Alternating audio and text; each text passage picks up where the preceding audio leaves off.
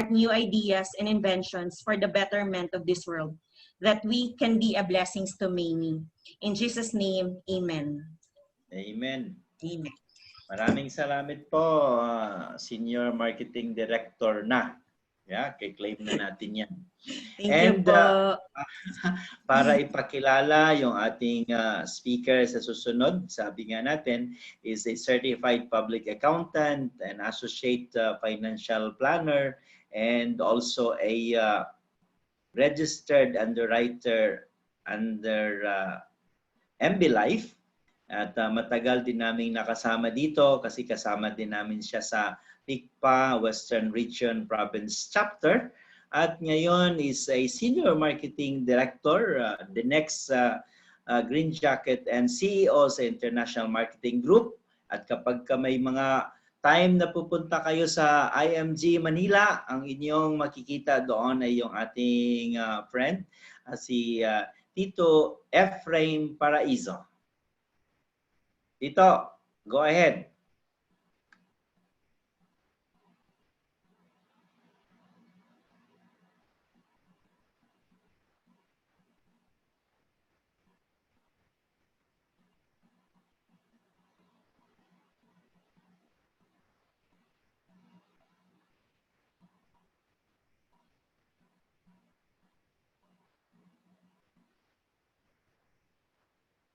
Tito Ephraim?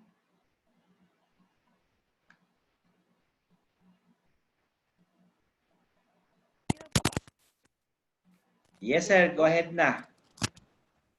Clear? Okay. So, magandang araw po sa lahat. So, ako po si SMDEphraim Paraiso. So, isa po ako sa mga mentors and coaches dito. Mahina, Tito, dating. Mahina po. Mahina. Hello. Yan, malakas. Yan dito, okay na? Ganyan dapat. Hello. Yan, go ahead na. Hello. Malinaw na po? Yes. Okay. So, yan. So, I am doing in IMG full-time na po. So, way back before, naging OFW rin po ako dyan sa Jeddah. So, I've been working in Jeddah for the past, I've worked in Jeddah for the past 10 years. Okay? So, nag-work po ako sa Jeddah, sa Al-Khobar, at saka ang sa Bahrain. And the last one was in Malaysia. Okay. So, it was, Tito Joey and Tita Tess who introduced me to IMG. So, way back when I was still working in Bahrain, so around 2015 yata yon. So, inintroduce nila ako sa IMG. But then again, syempre, dito wala po kaming marinig. Masyadong mahina ang dating mo. Mahina? Opo. Pag ganyan, nagsasample ka malakas, pero pag nagsalita ka na, mahina na. Sandali.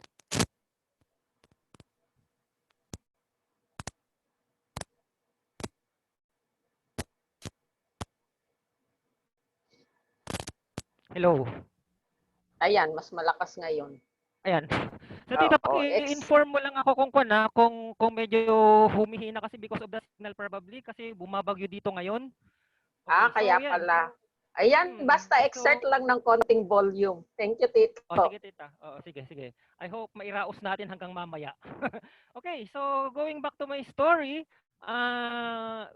it was Tita Tess and Tito Joey who introduced me to IMG way back around 2015 po yun. Pero by that time, syempre, gainfully employed abroad. So, hindi ko naman siya totally ignored. Kasi the first thing that I executed was the savings program, which was the Kaiser long-term healthcare. So, it was year 2016 when I started my Kaiser. So, nangangalhati na and hopefully matapos hanggang tatapusin natin hanggang sa end.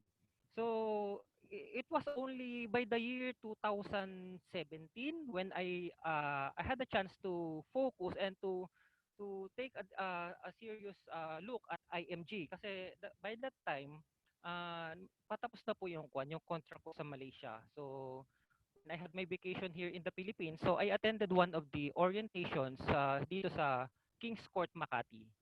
So by the time, the one who conducted the orientation was Dr. Joe Lorenzo, so one of the ABCs here in IMG. So it was a wake-up call for me, yes, because na-realize ko na tama yung mga itinuturo ni IMG kasi as an accountant, um, we were taught to handle business finance. Pero on a personal scale, zero. So wala talaga akong alam, to be honest, kasi kahit na accountant nga, kaya lang hindi namin alam kung paano i-handle yung dito naka full volume na po ako. Naka full volume na po. Hindi po talaga marinig. Yan, malakas kapag kaganyan dito. Okay. So, ayan. So, it was a wake-up call for me. Good. Yan. Yan. So, it was a wake-up call for me kasi by that time na appreciate ko po yung mga itinuturo ni IMG kasi it's more on personal finance which was never taught during our university days kasi we were trained to do business finance or business accounting. So after the membership orientation, ayun nagpa-member po ako under Tito Joey. So I did the and then the rest is history na. So I'm doing IMG now for about magti 3 years na this coming September. And no regrets naman po kasi I'm doing it full time now, so dito na po ako nakafocus and hopefully mas marami po tayong mga OFWs na matulungan at saka mga pamilyang may ahon sa kahirapan. Okay. So I'm very glad that I will be sharing some of the concepts of Kaiser International Health Group na ito po yung mga concepts na ituturo po ngayon is at least mga bago kasi the one that na nakasanayan natin before is medyo paso na kumbaga. So ito medyo i-implement pa lang po nila. So medyo hihimayin po natin kung ano yung contents ng ating bagong Kaiser, okay? So introduction po muna tayo. Yan. Ayan. So sino ba si Kaiser International? So Kaiser International is accredited with the Department of Health. The company is likewise registered with the Securities and Exchange Commission on June 8, 2004. So it is a healthcare provider with an authorized capital of 160 million. So by this alone, makikita mo na yung stability ng company kasi napakalaki ng kanyang authorized capital stock. Okay?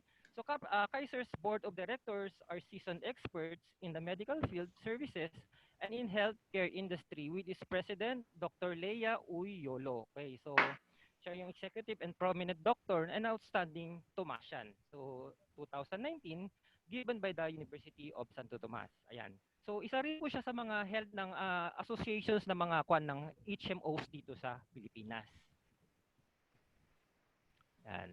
So ano po ba yung mga products na usually ikinikater ni Kaiser? So meron po tayong mga iba't ibang products. So meron po tayong mga HMO plans for that caters to companies, okay?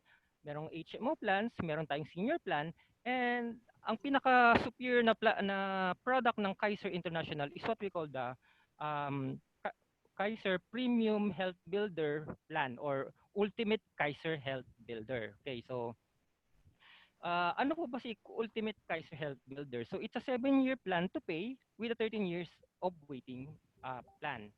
So it is designed to provide healthcare beyond that of an HMO kasi di ba dito sa Kaiser wala pong sayang yung mga ibinabayad natin kasi nag-accumulate po siya and at the same time kumikita po ng interest and dividends. So it allows individuals to save during employment while still being covered by company's health plan. So normally, di ba, yung mga companies as a benefit of for their employees, they give short-term health care. Pero para paghandaan mo naman yung iyong future retirement or yung golden age mo, you must prepare for it through Kaiser Ultimate Healthcare Builder. So it is geared to address the long-term healthcare needs of individuals, especially after employment and retirement years. Diba? Normally, sa mga Pilipinos, o kahit naman hindi naman mga Pilipinos, kahit sino. So, yung mga sakit natin is usually nag-a-arise during our golden years, during our retirement years, sa pagtanda. So kung hindi mo siya paghahandaan ngayon, saan mo kukunin yung medical fund mo later? And yet, saan mo rin kukunin yung mga panggastos mo in the future kung hindi mo siya paghahandaan ngayon? Kasi si Kaiser, pwede siyang medical fund at pwede rin siyang retirement fund. So double purpose po siya. So it is a means to secure to have a more comfortable elderly life. Okay. Ayan. So unang-una, bakit ba tayo kumukuha ng tinatawag nating Kaiser Ultimate Healthcare Builder? So as a basic teaching of International Marketing Group, so ito po kasi yung nakakatulong sa atin on how we can build our solid financial foundation. Okay? So sabi nga nila, like building a financial house, we must build it from the ground up. Okay? So para ma-ensure natin na sturdy yung pagkaka-build natin ng solid ng financial foundation. So uunahin po natin yung nasa baba, pataas. So ito po yung mga building blocks niya. So hindi na po I think gasgas na po itong slide na to. So but then again, I will reiterate kung ano po yung ating building blocks. You have the healthcare protection.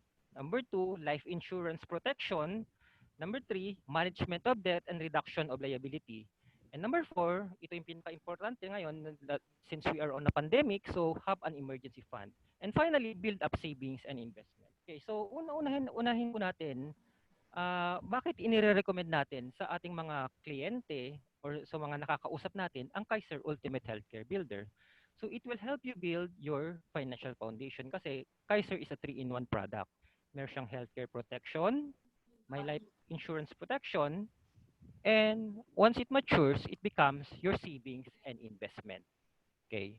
So the building up of emergency fund and the management of liability is on a personal basis. So ikaw lang po yung pwedeng makatulong sa pag-establish nito or sa para makagawa ng mga bagay na to. But with Kaiser, matutulungan ka niya for you to build a solid financial foundation. Dito po kasi especially sa Pilipinas, 'di ba? Napakamahal po ng magkasakit, 'di ba? So kung hindi mo siya paghahandaan early on, ang tendency, saan mo kukunin yung mga gagastos mo sa hospitalization, sa gamot, sa medical sa mga medical fees or sa mga any expenses na ma-incur mo during your medical crisis. So yes, we have so-called PhilHealth, 'di ba? So ito yung isa sa mga topics nga na pinagdedebatihan kasi 'di ba? Tatagain yung mga, especially mga OFWs with regards to the payment of PhilHealth. So, paano na lang? Pero come to think of it, si PhilHealth, napaka-limited lang po ng pwede niyang or scope na pwede niyang sagutin with regards to our medical needs. Okay? So, Kaiser, IMG only suggest na dapat while we're still young, while we're still able, while we're still productive. So, paghahandaan po natin yung ating healthcare sa ating pagtanda. Okay. Same thing is true with life insurance. So, life insurance, ito po yung tinatawag natin na income replacement. So, in the event na may mangyari, especially if you are the breadwinner of the family, so ito po yung fund na maaaring ma-receive ng ating mga mahal sa buhay. So, the import, yes, morbid that it seems na pag pinag-uusapan ng life insurance kasi when we talk of life insurance, somebody has to go. Yes, Tito. Yes, Tito. Okay. So, when you're talking of life insurance kasi, it's quite a morbid topic kasi somebody has to go. Somebody has to die, di ba? But then again, we must bear in mind na lahat naman tayo is mamamatay eventually. So una-unahan lang. So if you're wise enough to prepare for your loved ones, to prepare for those who matters to you, kailangan nating ma-ensure na makakuha tayo ng tinatawag natin na life insurance protection. Okay? And the third one is the management of liability or the reduction of debt. So sabi dito, hanggat maaari, iwasan natin yung mga utang. Okay? Kasi ang kaakibat ng mga utang is yung interest na ipapatong sa kanila. So napakadalang po naman kasi ng mga financial institutions or mga mga bangko na nagbibigay ng interest-free na loans, 'di ba? So kadalasan kasi yun yung pinaka-lifeblood ng kanilang kwan, kung paano sila nagso-survive, kung paano sila kumikita. Are the um, interest charges that they usually put on the monies that we borrow from them. So, 'di ba kung lalo-lalo na ang mga Pilipino, baon sa utang, karamihan is kadalasang utang nila is yung credit card. Okay? Yes, 'di ba when you think of it, mga Pilipino, yan, kapag may nakitang maganda, basta may credit card, kaskas dito, kaskas doon. Pero hindi nila kadalasang iniisip kung saan kukunin yung pambayad eventually, di ba? Yes, maganda yung nagkakaskas ka ngayon, pero ang tanong, mababayaran mo ba siya on time? Kasi when you keep on increasing your credit card charges at hindi mo nababayaran yung amount due, is nagkakapatong-patong po yan. So eventually kapag hindi mo siya nababayaran on time and nadadagdagan yung interest plus yung principal is nagkakapatong-patong hanggang yun po uli yung nag-i-interest. So on the average at least 3.5% po yung naipapato na charges. So in a year, mga 42% po 'yan. So how can you manage na doon kung hindi mo talaga didisiplinahin yung sarili mo? And not only with credit card, any utang. Kasi once you have mga utang or mga debts, nawawala po kasi yung peace of mind. So hindi ka mapakali kung saan mo kukunin yung pambayad. Every time na mag-ring lang yung phone mo o kaya may taong kumatok sa or doorbell sa bahay nyo, hindi ka na mapakali kasi syempre ang akala mo mga maniningil na lang mga maniningil ng utang 'yon. So at least kung ma-manage natin properly or better yet, hindi tayo umutang, we will be having peace of mind. So yun naman po yung pag wala tayong mga utang, okay? And ito, pang-apat, have an emergency fund. It is very vital nowadays, especially now that we are on a lockdown. So I'm very thankful to International Marketing Group kasi naturuan niya na po tayo early on kung how to set up an emergency fund. So 'di ba ito yung emergency fund, ito po yung fund na pwede nating gamitin during times of emergency as the name suggests. So halimbawa, biglaan ka mawalan ng trabaho, especially now that most of us are having no work no pay, okay? So paano na lang kung hindi ka pa nakapag-set up ng emergency fund early on? Oh, so ang ideal po kasi ng emergency fund natin is at least 3 to 6 months of our monthly salary or monthly expenses. Yan. Siyempre, kung tayong mga taga-MG, medyo we're on the safer side kasi 'di ba? Nakapag-set up tayo ng emergency fund early on. Pero paano na lang yung mga yung mga hindi nakapag-set up? Siyempre, sila yung umaasa sa ayuda ng ating gobyerno, sa SAP, or sila yung pumipila sa mga local government units para mabigyan or maambunan ng mga relief goods, 'di ba? But when you have an emergency fund, hindi ka aasa sa tulong ng gobyerno o sa mga ayuda ng ating pamahalaan. Kasi you can still live normally. Pwede mo pa ring bilhin yung mga basic na pangangailangan mo nang hindi umaasa sa ibang tao. So for those people who were not able to set up their emergency fund, so after this pandemic, try see to it na ma-set up ninyo kahit paunti-unti itong emergency fund natin kasi we'll never know kung ano pa yung pandemic or yung lockdown na maaaring mangyari in the future. Okay? And the last one is the building up of savings and investments. Now, ito na anong pinaka-purpose nito? Bakit natin kailangan gawin ang pag-i-invest? So in the future, halimbawa, kung hindi na po tayo gainfully employed, kung wala na po tayong trabaho in the future kasi syempre lahat naman tayo is tatanda, lahat naman tayo is eventually titigil na sa ating tinatawag na active income. So when you set up your investments early on and ituloy-tuloy mo sila at until your retirement. So meron kang funds or pera na maaaring asahan during your golden years.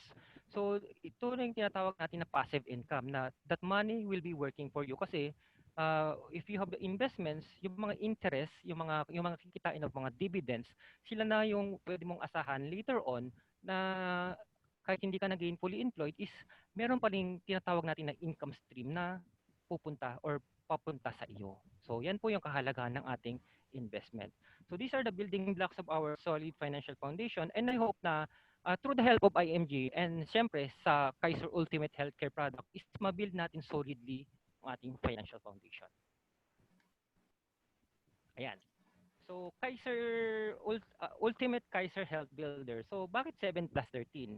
7 plus 13 kasi it's a 7-year plan to pay and we have a 13 years of waiting. Okay. So to further illustrate that, ayan. So ito, gasgas na rin po tong slide na to. So, first and foremost, ano po yung basic consideration before we can get a Kaiser plan? So, ang unang-una, ang kino-consider dyan is the age. Okay. So, the minimum age that can get a Kaiser plan is age 10. And the maximum is 60 years old and 6 months. Okay. And the second consideration is the health condition. So, practically, kailangan ma-meet natin yung dalawang criteria na yun. Otherwise, medyo magkakaroon lang tayo ng konting problema kasi maaaring maging NIB or no insurance benefit or better yet, ma-disapprove po yung plan. So so we must ensure na habang bata tayo, habang malakas, habang wala pang mga sakit-sakit na nararamdaman, we must get Kaiser Ultimate Health 41 na for tayo. ourselves. For ourselves. Okay. So dito sa illustration natin, ang nakalagay na plan is K100. So we can get different plans depending on your budget, depending on your capacity to pay, syempre. So the younger you are, mas mababa yung plan na pwede mong kunin. But take into consideration na kasi ang karaniwang tanong ng mga Pilipino, ano yung pinaka mababang plan? Which is very wrong. Kasi in this case, you are preparing for your future eh. So dapat, wag mong titipirin yung sarili mo. So see to it na you get a plan na yung magiging comfortable ka, yung magiging dapat magkaroon ka ng goal. Kung ano yung goal na gusto mong makuha once you retire. So yun po yung dapat i-inculcate natin sa ating mga sarili, sa ating isipan. So wag mong titipirin yung sarili mo, okay? So the plan is K100, so you can get as much as K1 million, okay? So ngayon, ito na po yung bagong kuan, modal membership fee. Kasi dati, ang tawag sa mga Kaiser holders is tinatawag natin sila na kuan, policy holders. Pero now, members na po yung tawag sa kanila. So modal membership fee. So member na po ng Kaiser, hindi na po tinatawag na policy holder. So nakadepende po yan kung ano po yung kukunin mong mode of payment. So sa mode of payment na mo, you have the monthly, the quarterly, the semi-annual, and the annual. Or kung kaya ng budget natin, even spot cash. Kasi through spot cash naman, makakapag-save po tayo at least 25%. And at the same time, mas malaki po yung maturity value ng ating Kaiser plan. Ayan. So, based sa illustration natin, the plan holder started at the age of 22. So by the age of 22,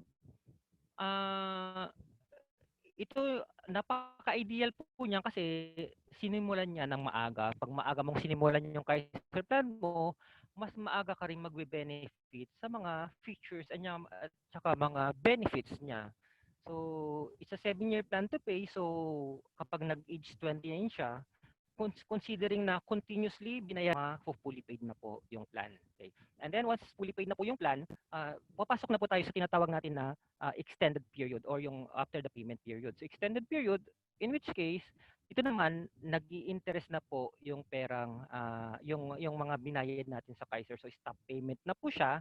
And ang kagandahan niyan, pwede mo nang may mga interest kumikita na po ng 10% based doon sa planong kinuha mo. Okay? Kung K100, 10,000. So i-explain ko further yung mga components na to, okay? So and after na-surpass mo yung 13 years na waiting period, by the age of 42, okay, magma-mature na po yung plan. So it pays na habang mas bata ka is nakapagsimula ka ng savings program mo. Kasi all you have to do is to wait for its maturity. At syempre, 42 years old, so hindi pa gaanong matanda yan. So if you over further yung maturity value, which is the expected maturity value of K100 is 1.167 million. So if you roll it over, ang kagandahan niyan, lalaki pa yung pera mo, and at the same time, mai-extend pa po yung tinatawag natin na long-term healthcare. And ngayon, ang naidagdag is possible pa po na ma-extend na rin yung tinatawag natin na term insurance. So, isa yan sa mga feature na naidagdag ngayon. So, and you further, if you extend it further, once you reach the age of 65, lumalaki po siya ng lumalaki. Considering na basta walang mga withdrawals, walang mga availments na nagawa. Okay? So, himayin po natin yan. Ayan. So, ano po yung ating mga benefits during the first to 7th year o tinatawag natin na payment period. So, let us, dapat po nating maalalahanin na kapag nag-apply ka ng Kaiser Healthcare Builder, yung long-term care natin, hindi pa po nag-a-apply kaagad yung policy kapag nag-fill up ka. Kasi that will be subjected to what we call underwriting. So normally the underwriting doon po kumbaga ini-screen yung contents ng iyong application form. So normally it lasts from 7 to 15 days. Pero ngayon parang na-observe ko po medyo mas mabilis na, especially if the application is done online. So mga 10 days na lang. Okay. So yung counting po ng first day is by the time na na-approve po yung plan natin, by the underwriting. Ayan. So we must bear that in mind. Okay, so ano po yung mga benefits natin while paying the plan? Okay? So number 1, meron po tayong tinatawag na annual physical exam. So APE. So to be administered by an accredited clinic, and it covers the basic 5. So itong annual physical examination po is ma-avail if ever nakapagbayad ka po continuously ng 1 year for Philippine members po yun.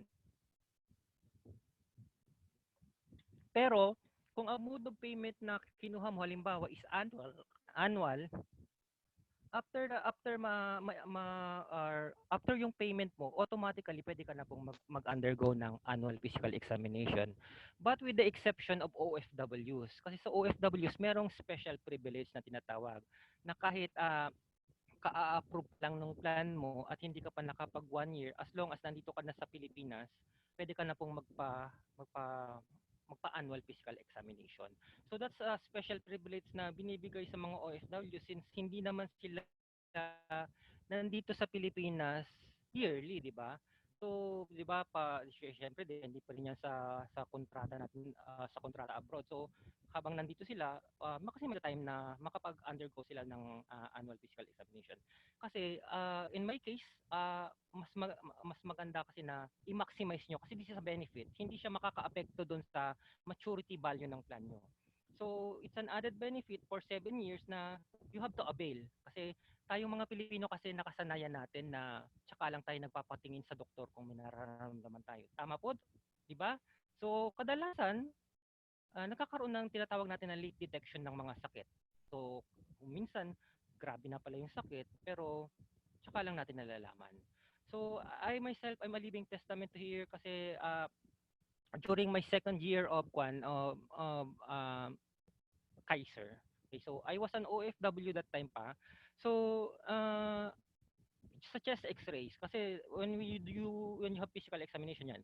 Physical examination, chest x-ray, routine fecalysis, routine urinalysis at CBC. Yan. So yan mga ginagawa. So when I had my 2nd annual physical examination, so merong nakita. So on my chest x-ray na-detect na meron akong tinatawag na cardiomegaly. The cardiomegaly is a mild heart enlargement. Yan. So without me knowing, meron na pala akong condition na ganun. So kapag hindi ko nalaman or hindi ako naging aware, baka lumala, 'di ba? Kung hindi mo siya mabigyan ng ample na pagtuunan ng pansin. But then again, since na-detect early on, so ang ginawa ko syempre nag-diet, natulog ng maaga, nag-exercise, at saka syempre complete change of lifestyle kasi as an accountant, medyo pressure po yung work namin, di ba? So isa po sa mga naging reasons kung bakit ako nagkaroon ng cardiomegaly was the pressure sa work, tsaka yung pagpupuyat. Okay? So good thing on the third year na nagpa-annual physical examination ako, thank God na wala po siya. Yan. So I'm very thankful to Kaiser kasi at least na-utilize ko sa in full kasi I see to it na every year ina-avail ko po yung annual physical examination. So every time na magbakasyon po kayo sa Pilipinas, see to it na you undergo this annual physical examination kasi all you have to do naman is kung halimbawa kung gusto nyo sa mga accredited clinics, all you have to do is to ask for LOA. LOA is a letter of appointment or letter of authority from Kaiser Clinic. Madali lang naman po mag-secure nun para habang nagbabakasyon kayo is makapag-undergo po kayo ng physical exam. So ito mo naman pong ECG tsaka yung pap smear is administered dun sa mga members na 35 years old and above. ECG for guys 35 years old and above, and for female naman is ECG and pap smear. Yan. So number 2 benefit is the dental benefits. So ito, mayroon tayong unlimited dental checkups, unlimited simple tooth extraction, basta mga mild cases lang po. Okay? So once a year pre-dental prophylaxis o yung paglilinis ng ngipin. Okay? Recementation of jacket, crowns, inlays or lace, and minor adjustment of dentures. So yung postizo. Okay? So yan po yung mga coverage ng ating dental benefit. And number 3, basic health benefits. So dito naman nako-cover niya yung accredited physician fee, specialist fee, surgeon's fee, or anesthesiologist fee. So operating room and hospital intensive care. Number 4, members choice of room and board for 1,000 pesos. Yung 1,000 pesos po is applicable for K100. So tatandaan po natin yan. So the higher the plan, mas tataas po yan. Pero kung mas bababa po sa K100, mas mababa po yan. So halimbawa, na-confine ka sa hospital and gusto mong mapunta sa room and board na mas mataas, let's say 2,500. So the difference of 1,500, kung 1,000 yung fund na pwede mong gamitin sa room and board, yung 1,500 i-shoulder mo po yun. So mapabawas pa po yun sa Kaiser plan mo. Okay? So number 5, yearly medical benefit limit of 60,000 year after full payment of first year of the total premium. So this 60,000 is applicable rin po sa K100. Okay? So nakadepende po yung yearly availment o your yearly benefit limit kung anong plan po yung kinuha. So ang pinaka guideline po dito is at least makumpleto po yung full payment ng 1 year premium. Okay? Pero kung halimbawa spot cash, diba? You can avail it readily, okay? Yan, yun lang naman po yung condition niya. Okay. So term life insurance coverage. So ito naman po, so if the member dies before attaining the age of 75, o yan, tinaasan na po nila kasi before it's only 60. So ito po isa sa mga changes. So 75 years old na po, 75 years na po ngayon. So and prior to the entitlement of the long care benefit value, as included in the schedule of benefits, his beneficiaries shall be entitled to an amount equal to the sum of the long-term care benefit value and the long-term healthcare experience incentive hospital benefit. So ito po yung tinatawag natin ngayon na tinatawag natin before na long-term care bonus. So ito na po yung new term niya. Long-term healthcare experience incentive hospital benefit limit. So medyo mahaba po yung mga terminologies ngayon. So medyo kabisaduhin na lang po natin kasi pag constantly natin siyang i-share or constantly nagpa-product training tayo is na nakakabisa rin natin yan eventually. So ako nga medyo naninibago pa sa mga terminologies. So ito naman pong long-term care benefit value, ito na po yung equivalent sa plan natin. Okay? So kung let's say kung kay 100 stands for 100,000. So kumbaga guaranteed na po yun na ma-receive at the end of the contract. So in here, for the purpose of K100, ang term life insurance coverage po niya is 450,000. long-term care benefit value of 100,000, tapos long-term healthcare experience incentive hospital benefit limit of 350,000. Yung 350,000 po, ito po yung 85% ng total premium na babayaran natin for the rest of 7 years. Okay. May question po ba? Basahin ko lang. Sir, pakilakas. So, tita, nakakon na po to. Ito na po yung pinaka-volume ko talaga. So, tito, mahinang-mahina po ba? Kapag ganyan, Tito, malakas. I-maintain mo kayo yung ganyan. Okay, Tito, kasi nasa bibig ko na po yung mic. Okay, sige. Sa bibig mo na lang, huwag sa ilong. Okay, so to continue. Yan, so meron rin po tayong tinatawag na accidental death and dismemberment. So ano ba to? Should the member suffer directly or independently of all the other causes any bodily injury affected solely through external violent and accidental means occurring prior to the member's 75th birthday and prior to the entitlement of the long-term care benefits. So sabi niya, bago po sumapit yung tinatawag natin na maturity value, which result in any, sabi na natin accident, accident. At kailangan, the losses are within 180 days. So yun po yung condition niya. Kailangan 180 days or more. So pwede po tayong makapag-claim ng tinatawag natin na accidental death and dismemberment. So ano po ba sila? So loss of both hands, 100%. Okay? Loss of both feet, 100% pa rin. So, halimbawa, partial na loss o isang hand tapos isang pagkabulag ng isang mata, so 100% pa rin po yung makukuha natin. Or loss of foot or sight of one eye. So, isang eyesight ulit, so 100%. Or loss of both sight, 100%. Pero kung partial, mga 50% pwede naman mo makapag-claim. Yan.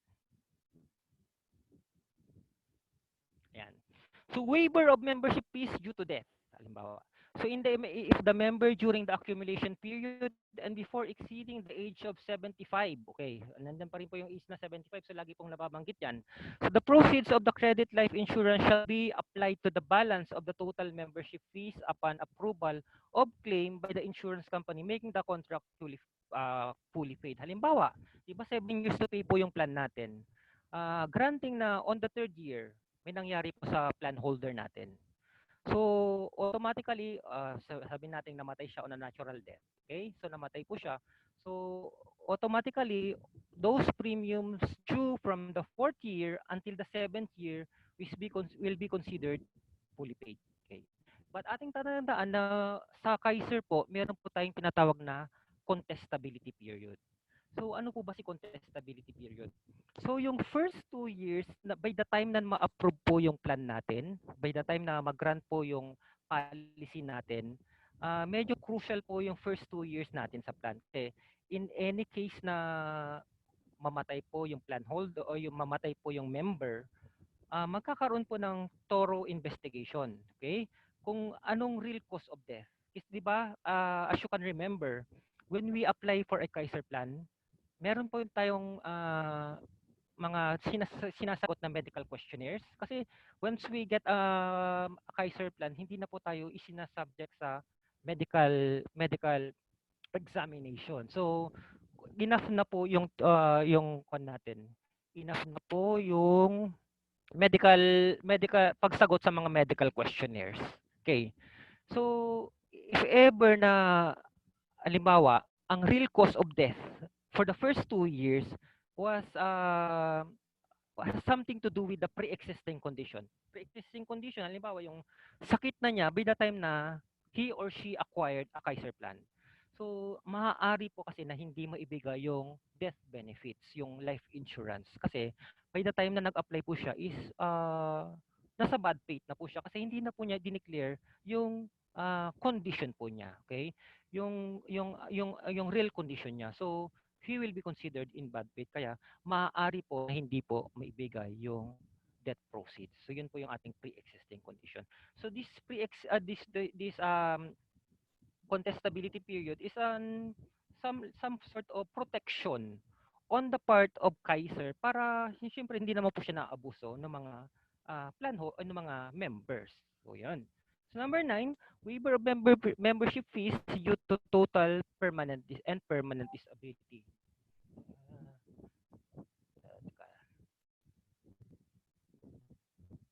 May mga nag-chat po yata. So, yung mga questions po sagutin na lang po natin later para dire-diretso po yung ating presentation, okay?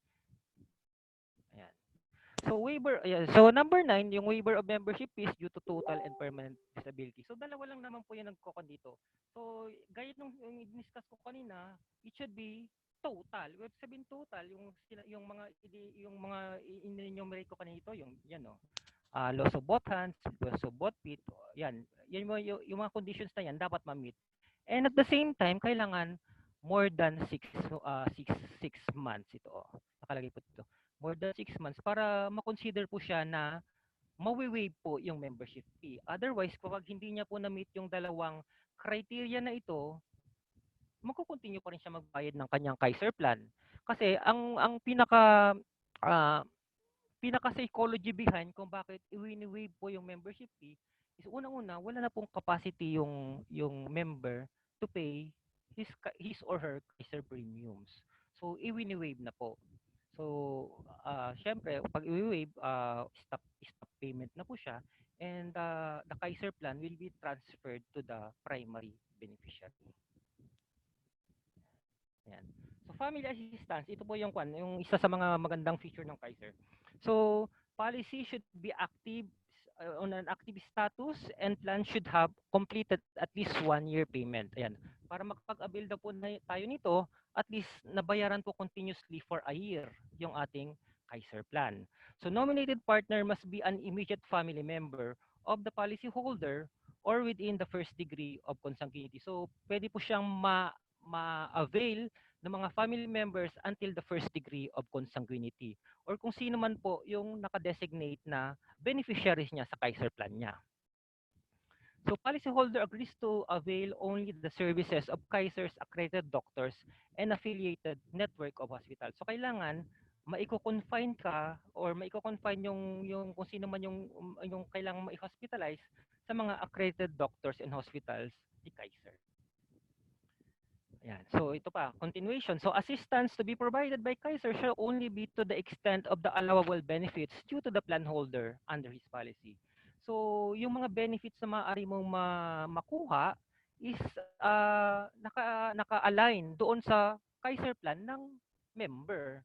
So hindi po pwedeng mag-exceed or mas mababa. So nakadepende po kung ano po yung policy or yung plan na kinuha niya.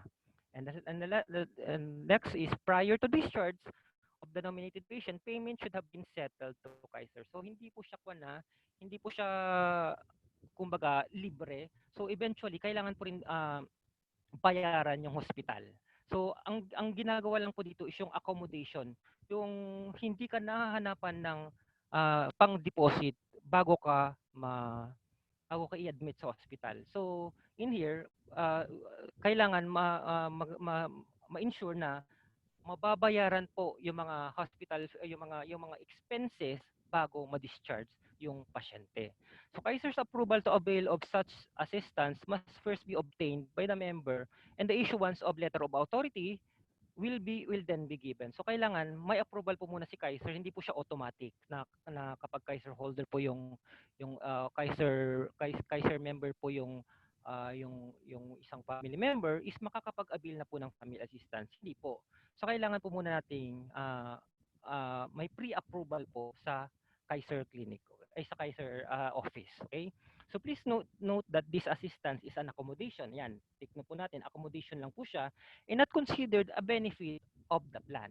So hence, approval and denial of the availment solely depends on the Kaiser management evaluation.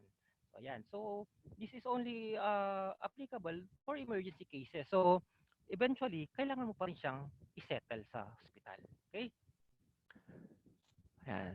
Benefit. So ano ba yung coverage ng basic medical benefits natin? Yung accredited hospitals room and board, services of accredited physicians, specialists, surgeon, anesthesiologists, hospitals, intensive care, and operating room. Teka. Ma'am Emma, Q&A po. Ma'am, mamaya na lang po natin sagutin yung mga Q&A, yung mga questions para tuloy-tuloy po yung discussion natin. Ano? Okay. So, accredited hospital. So, as of now, nag-increase na po siya. So, over 800 accredited hospitals. Hospital intensive care unit and operating room. So, special extended benefits. So, ito, mga MRI, nuclear radioactive isotope. So, medyo mga medical terms na po ito. So, hindi naman po natin kailangang kabisatuin, but basta at least we will be familiarized with the terms. So, dialysis, blood transfusion, physical speech therapy, anti-rabies, venom, and tetanus, and vaccine, emergency benefits, or ambulance. So, yan. So, yan po yung mga extended na benefits natin. Okay?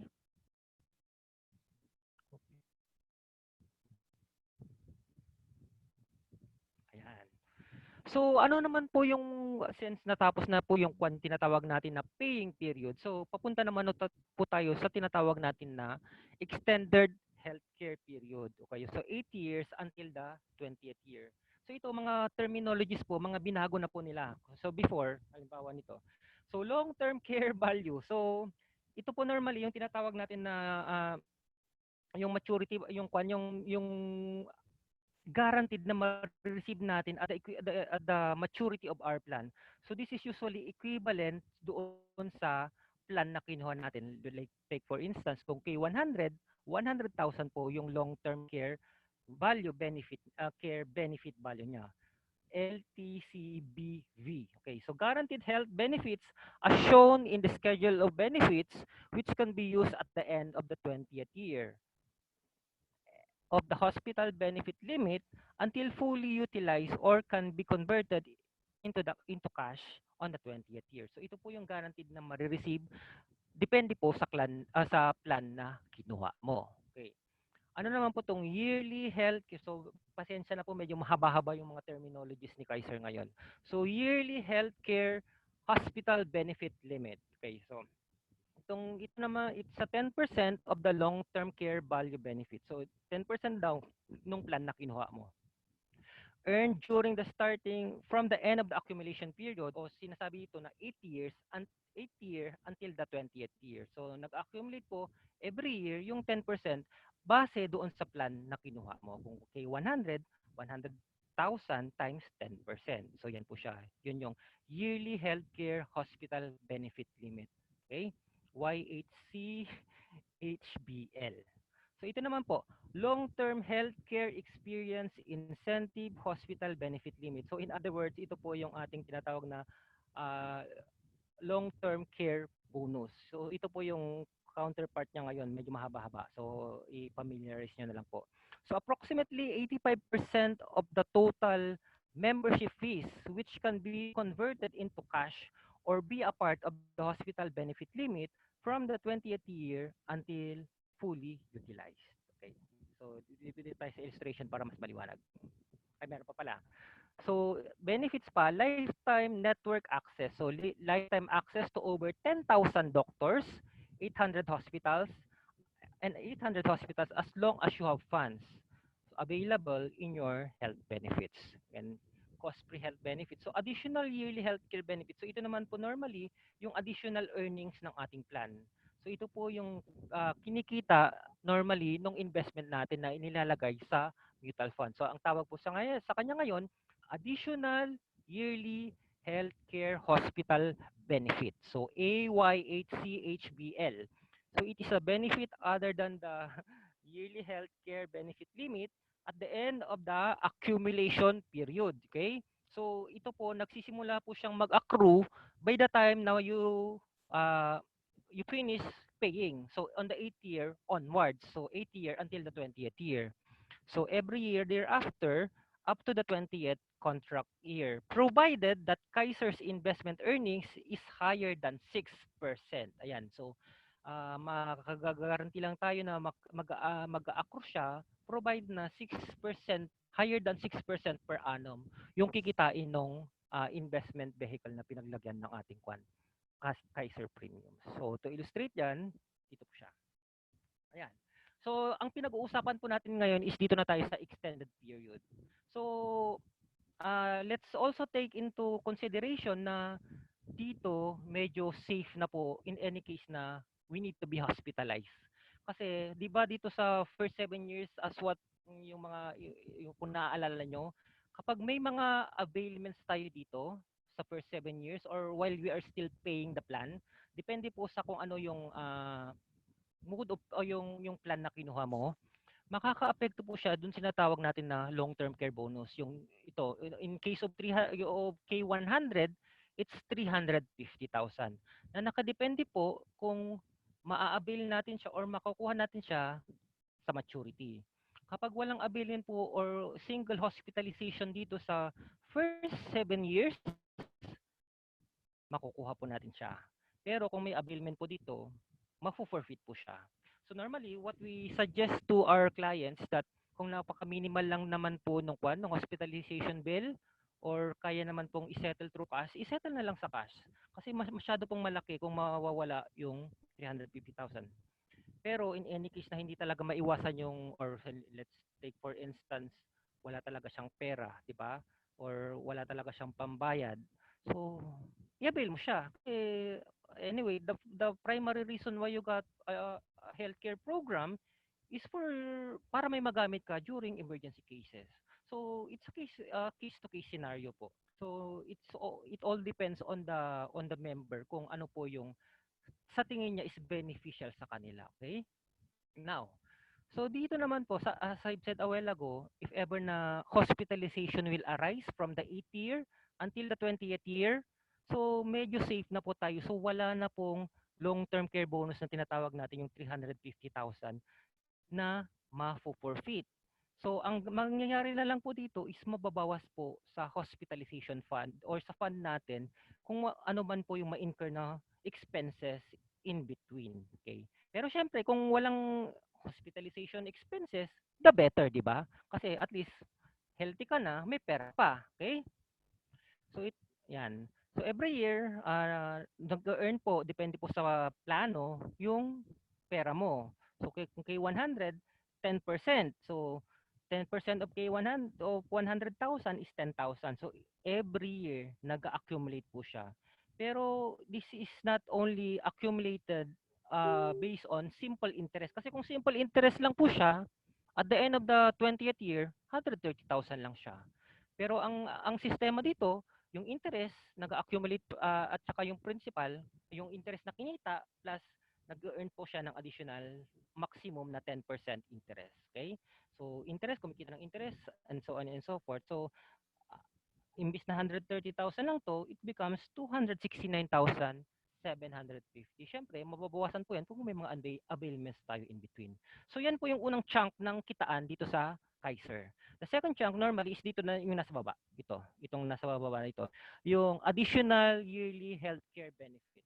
So normally, these amounts, so kung tatanungin medyo ito po ay predetermined ng ating mga actuarian sa Kaiser, okay? So based on experience ng mga past na claims sa mga Kaiser plans, so dito po naka-base kung how they arrive at these amounts. So to be honest, kung itatanungin niyo po ako kung paano po siya na-determine, siyempre si actuarian po yung nag-compute po niyan. Pero ito po yung possible na makuha mo by the time na mag-mature po yung plan mo. If you acquired K100, so more or less 446,419. Okay. So itong 100,000 dito, ito po is guaranteed, okay? Guaranteed amount po siya na ma-receive which is equivalent to the plan that you got. Kung K45, edi 45,000 lang siya. Kung K50, 50,000. The higher the plan, mas malaki po yung long-term care value benefit limit na makukuha mo. Okay? And ito, nakadepende po kung may utilization tayo dito o wala. Kung walang utilization, intact pa rin po siya. So, 350,000 or depending on the plan that you got. So, when you sum this up, the 269,750, the 100,000, the 350,000, and the 446,419, so ang total po niyan is 1,166,169.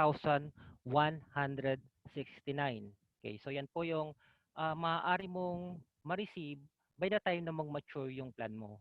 So, the plan holder started at the age of 22, nag-mature at the age of 42. Ayan.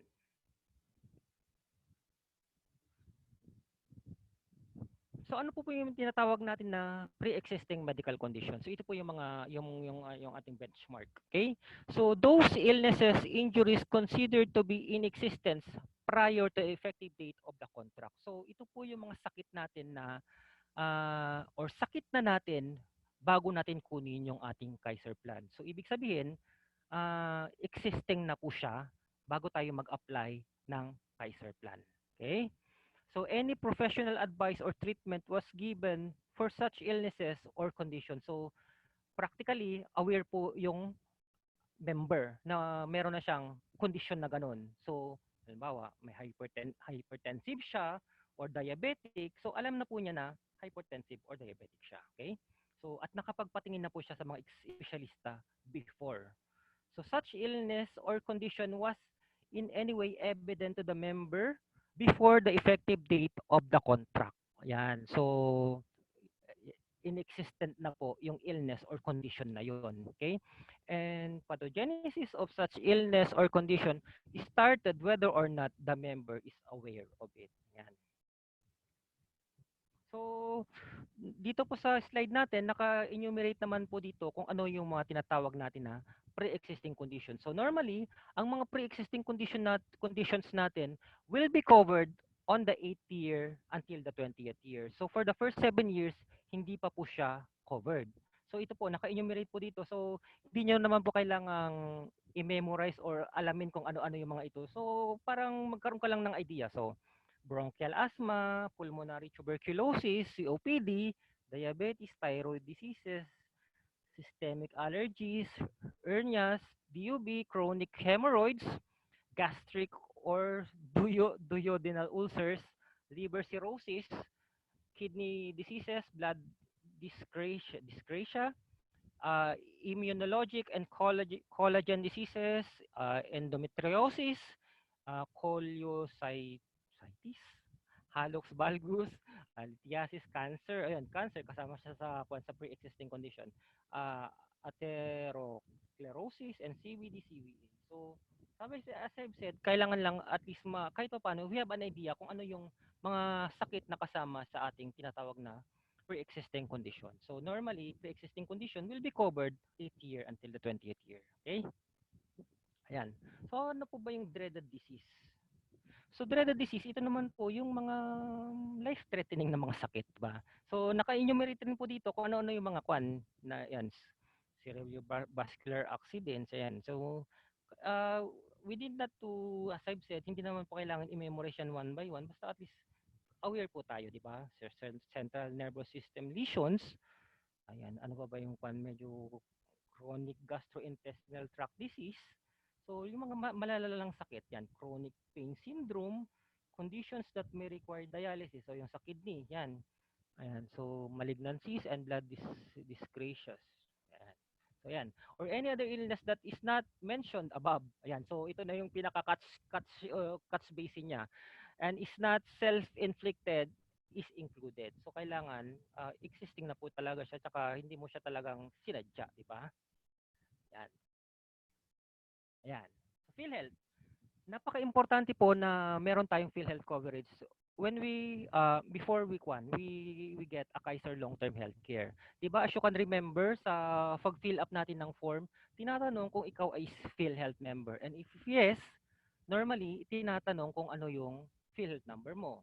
Kasi when you will be halimbawa hospitalized later on, so meron pa ring share na i-issue shoulder si PhilHealth.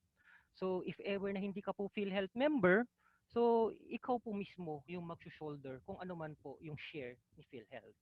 So pero syempre mga OFWs mo medyo galit sa PhilHealth ngayon kasi because of this yung bagong regulation nila. So but then again, kung kaya naman we must see to it na meron pa ring PhilHealth kung kakayanin pa rin, di ba? Kung hindi, you must be ready to shoulder kung ano man po yung magiging share ni PhilHealth later on in any case na ma-hospitalize ka. Okay? Ayan. Grace period. Yan. So ano po si grace period?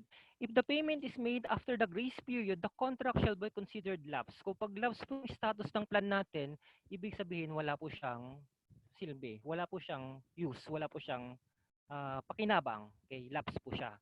So however, the owner shall be given a grace period of 30 days. Pero yung 30 days na to, it could go to a maximum of 60 days. Okay? 60 days or 1 month to pay. Pero syempre, tayong mga Kaiser members, wag na nating paabutin ng 60 days na maximum kasi it affect our plan. Halimbawa, in any case na you need to be hospitalized, di ba? At least titingnan po nila kung ano yung payment history mo. Kung hindi ka nagbabayad on time, so makaka-apekto po 'yon. So we must see to it na religiously nababayaran natin siya on time. Okay? Kasi syempre, nandoon rin po yung tinatawag na peace of mind. Okay? Yan. So how about kung naglaps po yung plan natin? Okay. So kapag naglaps po yung plan natin, dalawa po yung options na pwede natin gawin. It's either update or redate. Yun. So dalawang options po yan. So ang una-una, pag magpapa-reinstate po tayo, meron po tayong pinifill upan na reinstatement form. So may choice po tayo kung ano po yung gagawin natin, kung update or redate. Kung update, member will pay the premiums due on all the missed months and surcharge of 1.5% per month or 18% per annum from the date of its unpaid installment. So ano po yung mga na-missed out na mga months na hindi natin nabayaran, magbe-bear po siya ng 1.5% per month. Or kung taon po yung inabot, 18% per annum. Now, pero ang kagandahan po ng update, syempre, mas malaki nga lang po yung babayaran, but then again, the maturity value of your plan will be the same. Yan po yung kagandahan niya. As comparison dito sa redate natin, sa redate, member will only pay the premium for the month, but the maturity period will be moved. Okay? So dito, 1 month premium plus 300 pesos. Yan o, nakalagay dyan o. In statement application form, tsaka 300 pesos. So in any case, update or redate, magbabayad po tayo ng 300 pesos. Pero dito naman, kung i-redate po natin siya, mamumove po yung maturity time ng ating Kaiser plan. So depende kung ano po yung mga na-missed out natin, kung taon ba siya or buwan. Okay? So this can be done within 2 years of the first unpaid due date. So yan po, ang pinaka-benchmark po natin para hindi po ma-terminate. Termination na po kasi ang magiging result kapag more than 2 years na po na hindi natin na-activate yung ating Kaiser plan. So sayang po, especially kapag napakarami or halos marami na po tayong nabayaran. So see to it na religiously kailangan tapusin natin kasi kung ano yung sinimulan natin dapat tatapusin natin kasi benefit po natin yan eventually kapag tayo ay tatanda. So bear in mind na we are preparing for your future. You are preparing for your retirement. Yan. So wag nyo na pong hihintayin na ma-terminate yung plan kasi sayang po. Okay? So the member shall be considered a no applicant subject to the pre-existing conditions and for the purposes of contestability of insurance. So dito, halimbawa, yung plan natin is na naglapse, di ba? Naglapse kung hindi mo na siya nabayaran on the due date. So automatically kapag i-reinstate mo po siya, magkakaroon na naman po tayo ng panibagong contestability period. So mag-back to zero po tayo. So napakasaklap naman po kung mangyayaring ganun. So religiously, tuloy-tuloy mo lang yung pagbabayad mo. See to it na nababayaran mo siya on time. Tsaka huwag mong hahayaang maglapse kasi marami pong benefits yung mawawala sa'yo. So Kaiser will cancel the contract without need of notice to the owner if he fails to. So kapag na-terminate po yung plan, automatically canceled na po yun. So all reinstated plan shall be subjected to new price. Halimbawa, nag-price increase si Kaiser, so masasubject ka na po sa new price, hindi na po sa old price kung kailan mo kinuha yung plan mo. So yan po yung reinstatement na tinatawag natin. Ayan, ano po si healthcare value? So sabi nila, the owner may surrender the contract for its cash value stated in the schedule of benefits provided the plan is active for at least 1 year. So ito yung pinaka-condition niya. Para makapag-claim po tayo later on, halimbawa, nakapag-decide ka na ayaw mo nang ituloy yung plan mo. Pero para makapag-claim ka ng tinatawag natin na healthcare value, at least nakahulog ka ng 1 year continuously. So, if below 1 year, wala ka pang makukuha. And take note na yung cash value is hindi naman po yan equivalent doon sa premiums na ibinayad mo. Siyempre, mas mababa po yan. I-recompute po yan ni Kaiser kung ano po yung healthcare value nung nung plan mo. Okay? Ayan. Ito, maraming nagtatanong, transferable ba si Kaiser Ultimate Healthcare Builder? Before, hindi ganun ka-strict si Kaiser with regards to transferability of the plan. Kasi anytime you can transfer it kahit sa third person. Pero now, naging strict na sila. So sabi niya dito, it is transferable or can it be assigned? Ang sagot, yes, provided na the benefits under the Kaiser Ultimate Health Builder Plan may be transferred or assigned by the member provided that during his or her lifetime the member appoints in writing the principal beneficiary, okay, who shall receive all the remaining outstanding benefits under the said plan in the event of her death, his or her death. So maitatransfer mo lang siya kung sino man po yung na-appoint mo as beneficiaries or yung primary beneficiary mo, or in either way kung sino man po yung first tinatawag natin first degree of consanguinity or affinity. Sila po yung pwede mong pag-transferan ng plan mo. Pero kung hindi naman siya totally related sa'yo, hindi po siya pwedeng i-transfer. Kaya po siya binago ni Kaiser kasi marami po yung mga plan holders na nananamantala na ginagawa nilang business yung Kaiser. Halimbawa, ibibenta nila kani-kanino or i-transfer nila kani-kanino yung plan. So it defeats the purpose of preparing for your long-term healthcare, di ba? So, syempre, yung iba, kung ibenta nila, pwede na naman silang kumuha ng panibago. But ngayon, si Kaiser, hindi na po siya pumapayag ng ganon. So, kapag may halimbawa, nagsimula ka or sinimulan mo isang Kaiser plan, you have to finish it until the 7th year until makapagkuha ka uli ng panibagong plan. So, halimbawa naman, if you will be, halimbawa, may existing Kaiser plan holder ka na, di ba? Tapos, ikaw naman may anak and gusto mong ikunan na yung anak mo ng Kaiser plan pero yung anak mo is minor, so 18 years old and below. So in that case, you will act as the payer. So kung ikaw naman po yung payer ng second na Kaiser plan, uh, hahanapan ka ng laman po ng basic 5 na annual physical examination para ma-satisfy mo yung requirement ni Kaiser. Kasi ang iniisip kasi normal ni Kaiser, kaya to kumukuha ng dalawang plan kasi baka may lubha ng karamdaman.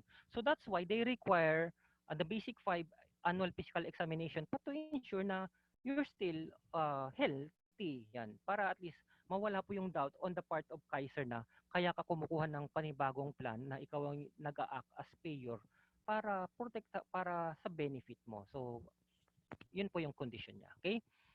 Ayan. So however, the Kaiser Ultimate Health Builder Plan itself cannot be sold, assigned, or transferred to any third party. Ito yung sinasabi ko kanina. Nor payment of membership fee be assumed by third party. Ayan. So hindi po siya pwedeng i-transfer now sa third party. So total stranger. So what are the benefits that can be received by the principal beneficiary? So ito, yearly healthcare benefit value. Yan. So yung mga nag-accumulate na interest every year. So long-term care benefit value, yung guaranteed na amount na depende doon sa amount ng plan na kinuha mo. So long-term healthcare experience incentive. Ayan, so ito naman po yung long-term care bonus and additional healthcare hospitalization benefit limit. So ito po yung normally yung kinikita sa mutual funds, okay? Ayan. So plan can be upgraded within 30 days after the effective date. Okay, so yan. Ang pwede lang po natin gawin is upgrade. Pwede, pero yung downgrade, hindi po pwede yon. So ang gagawin lang po natin is mag-fill out tayo ng amendment form. So amendment form, tapos payment of processing fee of 300 pesos. So payment of additional installment corresponding to the updated plan. So halimbawa, you are kumuha ka ng plan mo na K100. Initially you opt for monthly. So within 30 days upon the approval of your plan, so nag-decide ka na to shift to annual mode of payment. So ang gagawin niya yung 58,831 less yung 5,882. So yung difference niya, yun na lang po yung babayaran mo plus the 300,000. Ay, sorry, 300 pesos, sorry. 300 pesos na processing fee for the update, sorry, for the upgrade.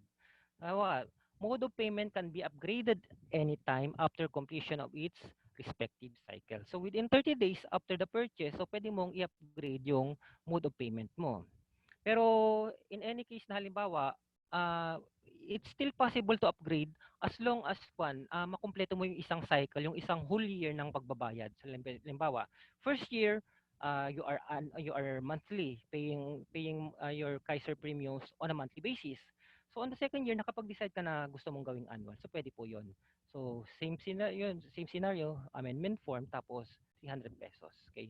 Plus yung due na installment para sa annual payment na yung susunod na next na mode of payment. So payment of additional installment due corresponding to amount of the unpaid modal payment. Yon yung difference po nila. So if beyond 30 days, ito naman, kung lumampas na po yung 30 days na period na kung gusto mong baguhin yung mode of payment mo, pwede pa po naman. Pero in this case, you have to fill out the amendment form, payment of the processing fee, and may additional surcharge ka na babayaran kasi yung charges by the time na nag-lapse na yung 30 days hanggang sa day na babaguhin mo yung plan, may interest ka po na kailangang bayaran doon. So additional surcharge po 'yun. So for that naman ipapa-recompute po natin sa Kaiser office po 'yun para malaman kung ano yung magkano po yung surcharge na babayaran natin. Downgrading of plan and mode of payment is not allowed. Siyempre, halimbawa, initially, kumuha ka ng annual mode of payment and then later on you decided to do it monthly. Hindi po pwede yun. So, hindi po siya allowed. Okay? Ayan, eligibility. So, ito po yung mga minimum amounts or minimum plans na pwedeng kunin ng mga Kaiser holders or Kaiser members. So, 10 to 40 years old, they are still qualified for our K45. Ito yung pinaka-lowest na plan natin. So, from 41 years old to 50, K60 na po yung minimum. Okay? And from 51 years old to 60, ito po yung minimum, K75. But as I've said, don't settle for the minimum amount. Kung kaya mo rin lang bayaran ng mas mataas, doon ka na sa mas mataas. Kasi ipon mo yan. So, paghandaan mo yung future mo. Ayan. So, ito na po yung ito na po yung sinasabi ko. So, total health benefit settlement option. So, ito po yung mga scenarios na maaaring mangyari kapag nag-mature na po yung plan natin. Okay. Total benefit limits. At the end of the extended period, a member enjoys this benefit, which is the sum of the benefits under the Kaiser Premium Health Builder. So, settlement options. Option 1, continued health benefits. Yan, ito po yung idagdag with term insurance. Kasi before, di ba, kung natatandaan po nyo, yung coverage po ng ating term insurance is until the 20th year lang. So, for the new, sa mga bagong ng Kaiser ngayon, provisions ng Kaiser ngayon, nagdagdag na po sila na pwede pa pong ma-extend yung life insurance provided na i-roll over in full yung tinatawag na yung maturity value ng plan mo. So, ibig sabihin, wala kang withdrawal na gagawin. Okay? This option will give you the following benefits. So, continued life insurance until the age of 80 provided na at least 50% of the total health benefits but not exceeding 2 million. So, ito po yung ceiling natin, 2 million. So, hindi po kailangan mag-exceed po dito. Okay? So, coverage of all pre-existing conditions up to the total health benefits. And number 3, annual physical examination through Kaiser Medical Center Incorporated or Kaiser designated accredited clinics. Number 4, unlimited consultations with all branches of clinics of Kaiser Medical Center. 5, access to over 500 hospitals, 800 clinics, and 10,000 doctors, network of Kaiser and dental benefits through our accredited dental providers. Ayan. Yung naman baba, yung sa with regards to the investment portion naman, so continued health benefits with yearly increment yun. So yung in-roll over mong amount, kikita pa naman po siya ng uh, not less than 3% per annum. So guaranteed pa bro na hindi bababa sa 3% yung kikitain ng ating investment. Okay? Option 2. So partial withdrawal halimbawa, on the maturity, nag-decide ka na i-withdraw mo yung part of it and i-roll over mo yung remaining. So in this case, sabi niya, withdrawal of up to 50% of the total benefits and continue to enjoy the following benefits but without term life insurance. So in this case, pag magwi-withdraw ka kasi, mawawala na po yung term insurance coverage. So it's only applicable for the total rollover. So kung may withdrawal ka, mawawala na rin po yung tinatawag natin na term life insurance. Okay? So, ano po yung mga entitlements? So, coverage of all pre-existing conditions, unlimited consultations, halos the same pa lang. Pa rin, access to over 500 hospitals and 800 clinics, dental benefits, so annual physical examination through Kaiser Medical Center and Kaiser designated accredited clinics. And then continued healthcare benefits, so same pa rin. So it will earn not lower than 3% per annum yung whatever funds are remaining, okay? And the last option, full withdrawal. Siyempre pag full withdrawal, tapos na yung kontrata between you and Kaiser. So full withdrawal of total health benefits, the policy is considered fully availed of. So wala na pong kontrata between you and Kaiser. So however, should there be no option chosen within 30 days, kung halimbawa wala kang isignify na option mo kung 1, 2 or 3 from the receipt of the letter, option 1 shall automatically apply. So ibig sabihin, automatically maro-roll over in full yung maturity value ng kwan mo, ng Kaiser plan mo. Yan. Ayan. So I think dito na po siya nagtatapos. Yan. So ayun. So thank you po. So I hope kahit papaano is may natutunan po kayo with regards to my presentation about Kaiser. Ayan, congratulations. So, Bigyan po pwede na po natin ng tayong- virtual round of applause si Tito Ephraim. We are now open for question po dun sa mga hindi natin ganong naintindihan kanina kasi medyo Sige po, mahina. tita. You can now address sige, po tita, your sige. question. Just raise your hand po. Paki-unmute na lang po or kung tita kung pwedeng para pabasa po yung nasa chat box para pa-unmute na lang po kung sino po yung may question Chat. para ma-address po natin. Paki-explain daw, Tito, uli ang term life insurance. Term life insurance, okay. Sandali. Balikan natin yung slide. Kasi mahina Term kanina, life hindi niya insurance. maintindihan. Term life insurance, okay. Balikan natin yung slide ng term life insurance.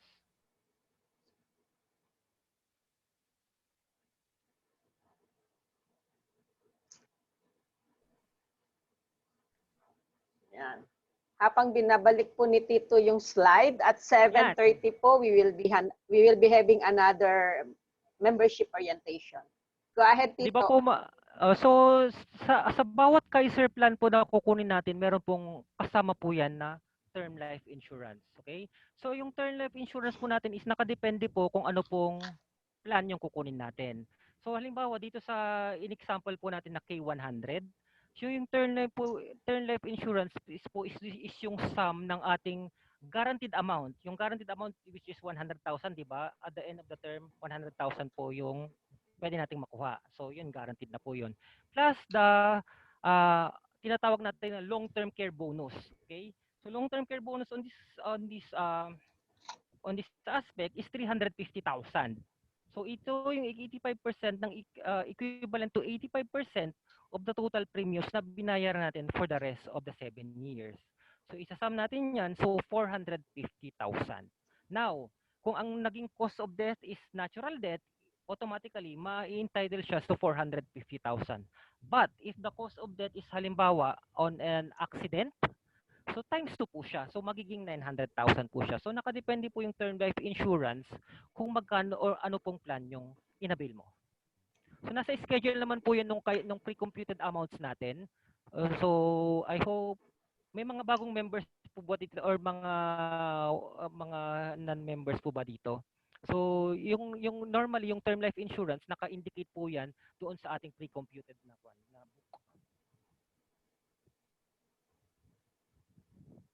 Ayun, thank you po, Nasagot ko Tito. po ba, May nasagot question ko po po ba yung tayo. question? Yes. Yeah, answered daw po. Thank you, Okay. Tito. Ayan, merong question si Ma'am Pe. Okay, Yes po. Ma'am Pe, you can go ahead po. Yes ma'am, paki-unmute na lang po. Go ahead, Ma'am Pe. Unmuted ka na po.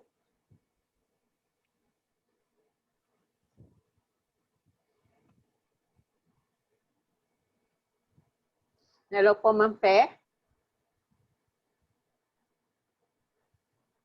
Wala po yata siya. Oo nga. Balikan po natin si Ma'am Pe. Meron pa pong question sa ating speaker for this afternoon. Kapag ka po mayroon kayong mga kakilala sa Pilipinas, si Tito SMDEphraim po are naka-base na po sa Pilipinas.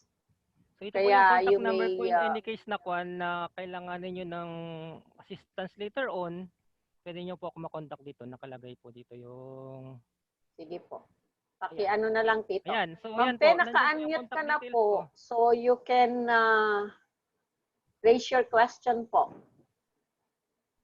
Bago po si Sir Lambert.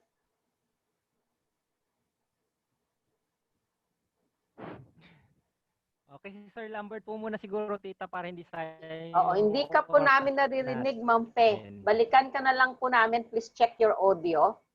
Okay, si Sir Lambert po. Sir Lambert, you can unmute yourself po.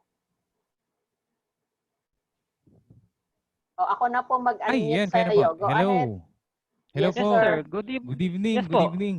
Good evening po. Good evening. May question lang po ako. I-clear ko lang po. May mga nagtatanong po kasi sa akin. Yes, sir. Yung pong 60,000 na annual limit for K100, ibig Yes. sabihin, hindi po tayo pa pwedeng lumagpas doon para mapakinabangan po natin yung long-term care benefit. Is it correct? Tama mo ba yan? Hindi po. Sir, ganito po yun. Yung 60,000 na kwan, if ever na mag-avail po tayo ng hospitalization within the Opo, first opo. 7 years, tama po? Opo, So, yan. yun po yung pinaka-maximum amount na pwede natin i-claim from Kaiser. Okay? So, kung nag-exceed po tayo beyond 60,000 in a year, that's our fund for a year. So, every year may 60,000 po tayo. Halimbawa, 60,000 for this year, and the next year, 60,000 60,000. ulit. So, halimbawa, kung nag-exceed ng 60,000 yung bill natin sa ospital, you have to shoulder the remaining amount. So hanggang 60,000 lang po. Opo. Pero kung Okay, nagamit, go ahead, sir. pero kung yun po is nagamit na, that Mm-mm. means hindi na natin ma-avail yung, tama po ba yun, yung long-term care benefit? Long-term bonus. Bonus po. Bonus, opo. Kasi Bonus. nakalagay dito is at age 60, for example, 1/8. Yung sa age 35, ano? So, ito yung nakalagay po sa kanya. Pero kung nagamit ko, for example, yung 60,000 na annual benefit limit, ibig sabihin ay hindi na po 1.8 M yung makukuha ko. Hindi na po. Kasi, sir, unang-una, ma-forfeit po in full yung 350,000. So, any single availment, kahit 1,000 pa yan, 2,000, or kahit malaki po yan, basta may availment po tayo, forfeited na po siya automatically. So, 1.167 minus 350,000. Okay. Okay, copy po. Okay, thank you, sir. Thank you. Okay po, thank you po. Sige, tita, meron pang question.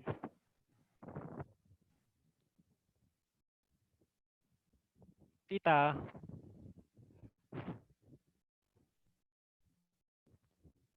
Shout out po kay Engineer Oo, Arnold. shout out lang ni engineer para kay Arnold Redoblado. Sir Arnold from Jubail, baka po meron kayong question. Ito ma'am tita, basahin ko na lang yung question ni Ma'am Fe. Nandito naman. Text ko na lang po. Sir, halimbawa yung K45 ang kinuha ko na plan. Magkano po ang natural death benefit at magkano po ang accidental benefit? Okay. So for K45, teka lang, mag-check ko lang po sa pre-computed natin. For I think it's K45, 202,500. Tama, Tito? 202,500 po. 202,500. Tapos in any case na ang cause of death is accident, so 405,000 po siya. Ma'am Pe, nasagot po ba yung tanong mo or may gusto ka pang idagdag? Sulat na lang po sa chat box, Ma'am Pe, kasi I think you're having... okay na daw siya, sir. Okay, so thank you po. Okay, Sir Herman, baka gusto ni Sir Arnold Redoblado na mag-ask ng question from Jubail. Or he can still attend po the 7:30 membership orientation po para sa added na kaalaman. Kasi po itong Kaiser is just one of the benefits or access if you are a member of an IMG. Ayan. May question pa po ba tayo? Any more question po? Ayan, may question si Sir Arnold. Pag na-hospitalize both Kaiser and PhilHealth, ibabawas sa hospital bills? Yes po sir. So normally, unang-una pong ibinabawas yung ating PhilHealth. So kapag wala ka pong share or hindi ka member ng PhilHealth, you will shoulder the corresponding share of PhilHealth sa mo, sa hospital bill. Okay? But if you're a member, idagdag ko lang siya, idagdag ko lang siya, Tita. Tito Ephraim, hindi lang naman yung Kaiser ang nagbabawas ng PhilHealth, ang nagre-require ng PhilHealth, kundi lahat po ng HMO company. Lahat po ng HMO na i-require po nila. So parang mandatory po na lahat ng HMO. Para po ma-force kayong magbayad sa Kaiser. Ay, sa PhilHealth. Sa PhilHealth po. Ayan. Ma-force po kayong magbayad sa PhilHealth. Para pag nag-hospitalize kayo, bawas muna yung PhilHealth. And whatever the balance, yun lang po ang babayaran ng lahat ng HMO companies katulad ni Kaiser po. Saan ini-invest ni Kaiser ang contributions natin? So normally po sir, ini-invest siya sa mutual funds, particularly sa Soldibo funds.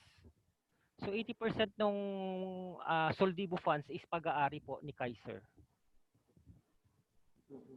And in addition, as a requirement po ng Insurance Commission, 51% of the total premium na binabayad nyo po, naka-invest po siya sa isang international bank po.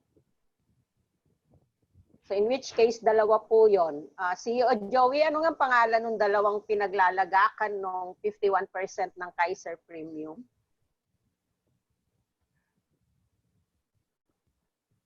Ito CEO? ING and Deutsche Bank. Sila yung hindi pinaglalagakan, kundi sila yung depository bank. Depository bank. Sila yung naghahawak ng fund. Hindi hawak ng mga HMO yung mga fund na iyon. Lang sila, taga-kolekta, tagalagay doon. Pero yung control ng fund nandun sa depository foreign institution. Foreign bank. ING and Deutsche Bank. Deutsche Bank. Okay. Parang IMG. May question pa si Sir Herman. Ayan. Salamat sa correction. Depository bank po pala yun. Ayan. So, ibig lang pong sabihin, in case magsara yung si Kaiser, 51%, may paghahati-hatian pa yung lahat ng policy holders. So, ang tanong ni Sir Herman, wala na bang possibilities na mag-increase yung mga benefits? Sir, as of now, kung ano po yung nakalagay na benefits sa kontrata, yun po yung enforce. So, practically, baka kung mag-increase yung benefits in the future, baka mag-increase rin po yung premiums. So, right now, ito lang po yung mga benefits na ibinibigay as of the moment. Or kaya ang sabi natin na Tito SMDEphraim, kung sakali po naliliitan tayo dun sa mga benefits based sa plan na kinuha natin, after 7 years po, or upon payment of yung spot cash, pwede na po kayo uli kumuha ng another Yes. plan. Opo. Yun po kasi yung advice normally na kailangan tapusin mo muna kung ano yung nasimulan mo. So, kasi sometimes yung iba, pinagsasabay-sabay. Hindi naman natatapos. So, sayang lang. So, kailangan tapusin mo muna yung plan para kung if ever na ang nasimulan mong plan is mababa, so, pwede ka magdagdag para at least kahit pa paano is tumaas yung benefits mo in the future. Yes. May question pa po? Any? You mean nabayaran na? Yes, sir. Kailangan nabayaran mo na yung 7 years. O kung spot cash, nabayaran mo na yung 7 years. Kasi hindi ka po pwedeng mag-open ng panibagong plan kapag may existing na ka pa, obligation ka pa kay Kaiser. Kasi ano din yun, parang additional ano din ni Insurance Commission kasi baka mamaya kaya ka kumukuha ng napakaraming plan kasi may sakit ka na pala or mamamatay ka na. Ito, sabi Kaya niya, generally, we need to finish po muna yung 7 years na payment or kung gusto mo namang kumuha kagad, you pay spot cash for 7 years po. Okay, dito may question pa isa. Kuya, pwedeng paulit yung may pre-existing diseases. You mean po may possibility na ma-disapprove yung request kapag may pre-existing condition? Malabo po kasi ang audio sa akin kanina, di ko naintindihan. So, ito po, balik tayo sa pre-existing condition. Actually, Tito, pwede mo nang i-explain kasi nilista lang naman yun, di ba, for purposes. Pero generally, on the 8th day, wala naman tayong ini-exclude. Yes po. If ever kung ang pinaka-benchmark po dito is answer as honest as you could. Yung mga medical questionnaire if you are applying for a Kaiser plan. Kasi sooner or later, kung magsisinungaling po tayo doon, eventually malalaman po yun ni Kaiser, especially kapag may nangyari sa atin. Oo. So, try to answer it as honest as you could. Okay? So, wag kang mag-hold back or wag kang magtago ng anything about sa current medical condition mo. Oo. Kasi generally, yung pre-existing condition po, nag-a-apply lang yan for the first 7 years. After 7 years po, on the 8th year, remember, medical fund na po kasi tayo. Ibig sabihin, pera mo na pondo ang pinag-uusapan. So, kaya sabi natin, starting first day of the 8th year, kasama na po yung pre-existing diseases.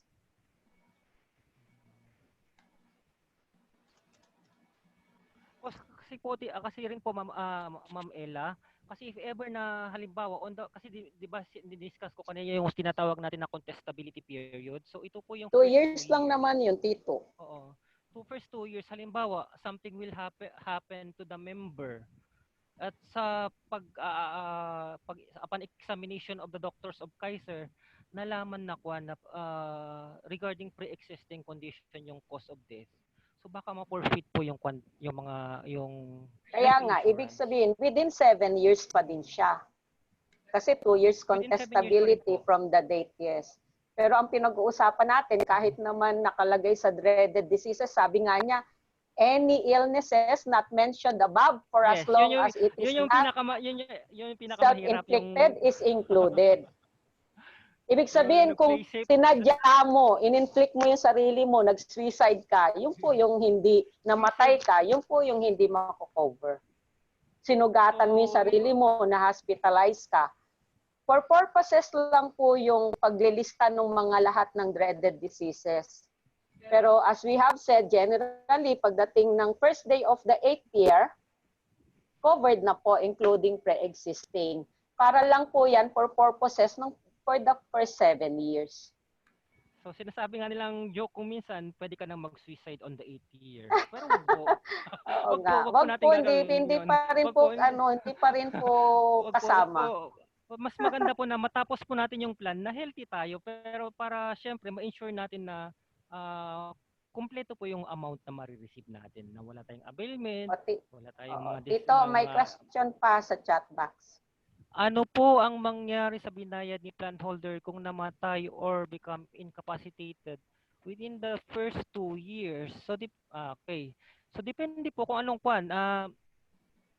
Siyempre, sabi ko nga, contestability period po yung first 2 years. So, kung na-determine na kwan na ang ikinamatay niya has something to do with pre-existing condition or sakit na niya bago niya in-apply yung Kaiser, kasi may way po yung doktor na malaman kung ang isang sakit is pre-existing or hindi. Okay, so yun po yung may sort or may way po yung mga medical practitioners natin to find that out.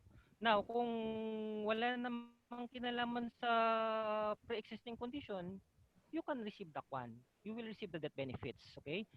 Can the beneficiary get the refund or will also be entitled to any benefit? Yes, makukuha niyo po yung death benefit kapag walang kinalaman sa pre-existing condition yung ikinamatay ng member.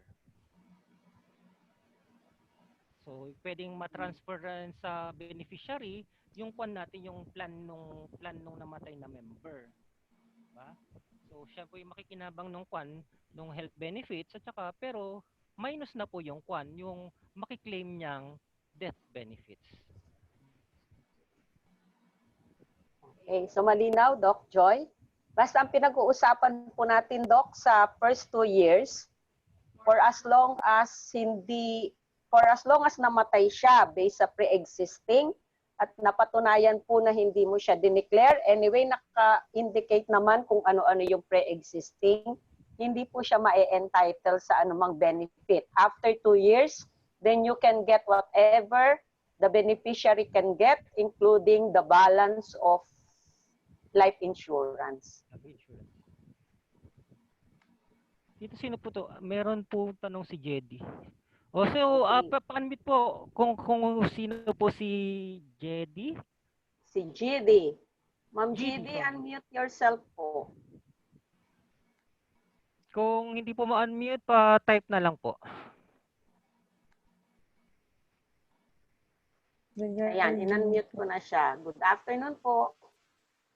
Ay, good afternoon po. I-type ko na lang po. Ay, sige, I-type ko na lang po yung... Kung naka-unmute ka na, go ahead. Don't be shy. Don't be shy. Okay, sige po. Doon lang po sa may payment plan. Pero na-explain na din sa akin ng konti ni Ate Annalyn. Yung kasi parang ang sabi doon pag yearly, parang may 2 months na parang may 2 months ka na discount doon pag yearly. Pero pag monthly, parang buong 12 months babayaran mo.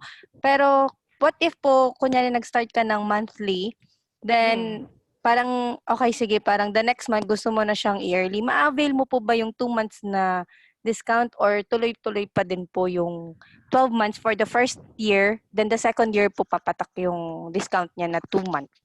Yes, you can still avail provided na yung change of mode of payment mo is within 30 days.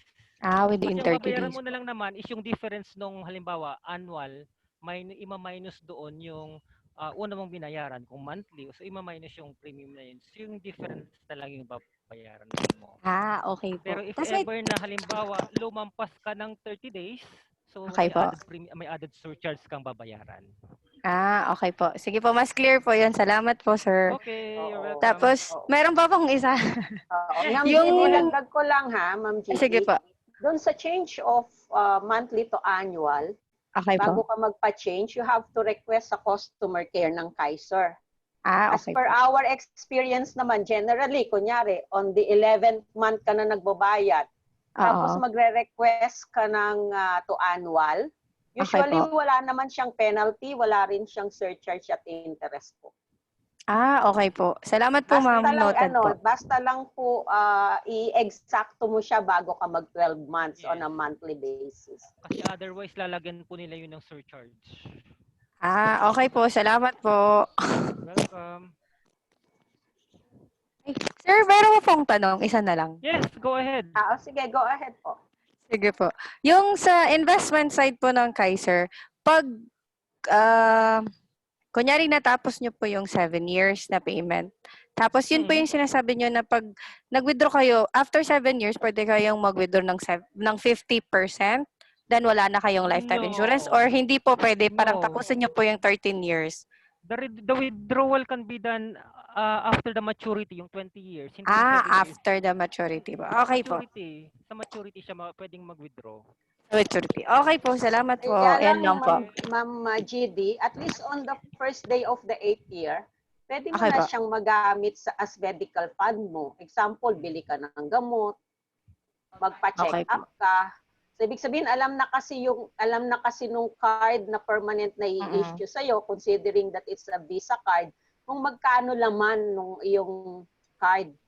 So, alam nila kung pwede mo na siyang gamitin kahit saan. Okay po. Salamat po. Noted po. Okay. Thank You're you. welcome.